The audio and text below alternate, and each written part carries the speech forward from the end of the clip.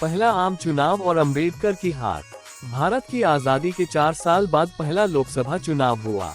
ये प्रक्रिया 25 अक्टूबर 1951 से 21 फरवरी 1952 तक लगभग 4 महीने तक चली। पहले चुनाव में 489 लोकसभा सीटों के लिए 50 से अधिक पार्टियों के 1500 से अधिक उम्मीदवारों ने चुनाव लड़ा। इनमें से लगभग 100 निर्वाचन क्षेत्र द्विसदस्यीय थे, यानी एक ही निर्वाचन क्षेत्र से 2 सांसद सामान्य और आरक्षित वर्ग से चुने जाते थे।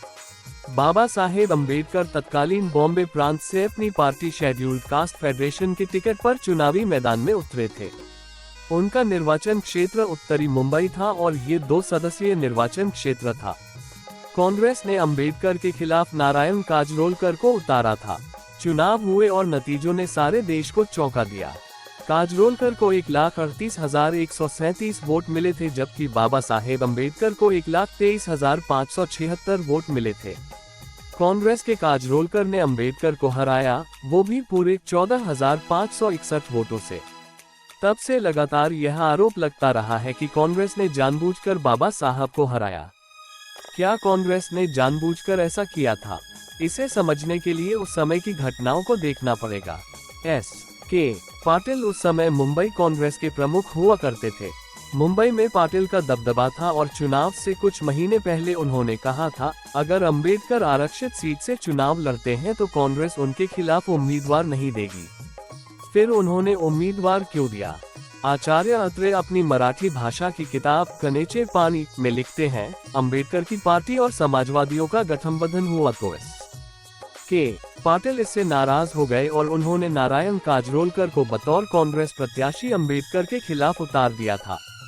हमें यहाँ ध्यान देना चाहिए कि S.K. पाटिल समाजवादियों के कट्टर विरोधी थे। समाजवादियों और कम्युनिस्टों के प्रति उनका गुस्सा जग जाहिर था। हालांकि पाटिल ने जब घोषणा की थी तब अंबेडकर नेहरू कैबिनेट में मंत्री थे।